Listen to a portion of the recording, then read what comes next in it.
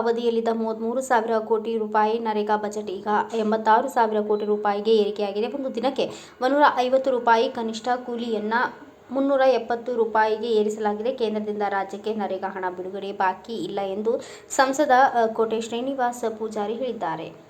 ಕೇಂದ್ರದಿಂದ ನರೇಗಾ ಹಣ ಬಂದಿಲ್ಲ ಎಂಬ ಸಚಿವ ಹೆಬ್ಬಾಳ್ಕರ್ ಆರೋಪಕ್ಕೆ ಮಾಧ್ಯಮದ ಮೂಲಕ ಉತ್ತರಿಸಿದ್ದಾರೆ. ಉಡುಪಿಗೆ 7.90 ಸಾವಿರ ಮಾನವ ದಿನಗಳ ಕೂಲಿ ನೀಡಿದೆ ಮತ್ತು 50.51 ಕೋಟಿ ರೂಪಾಯಿ ಹಣ ಬಿಡುಗಡೆ ಮಾಡಲಾಗಿದೆ ಎಂದಿದ್ದಾರೆ. ವಸತಿ ಇಲಾಖೆಯಲ್ಲಿ ಭ್ರಷ್ಟಾಚಾರ ನಡೆದಿದೆ ಎಂಬ ಬಿ.ಆರ್. ಪಾಟೀಲ್ ಆರೋಪ ಬಗ್ಗೆ ಪ್ರತಿಕ್ರಿಯಿಸಿದ ಅವರು, ರಾಜೀವ್ ಗಾಂಧಿ ವಸತಿ ನಿಗಮ ದೊಡ್ಡ ಭ್ರಷ್ಟಾಚಾರದ ಆರೋಪ ಹೊತ್ತಿದೆ. ಉಪಮುಖ್ಯಮಂತ್ರಿಗಳು ನಮ್ಮ ಸರ್ಕಾರದಲ್ಲಿ ಭ್ರಷ್ಟಾಚಾರ ಆಗಿಲ್ಲ ಎಂದು ಖಂಡಿಸಿದ್ದಾರೆ. ಭ್ರಷ್ಟಾಚಾರದ ಆರೋಪ ಕನ್ನಡಿಯಷ್ಟೇ ಸತ್ಯ.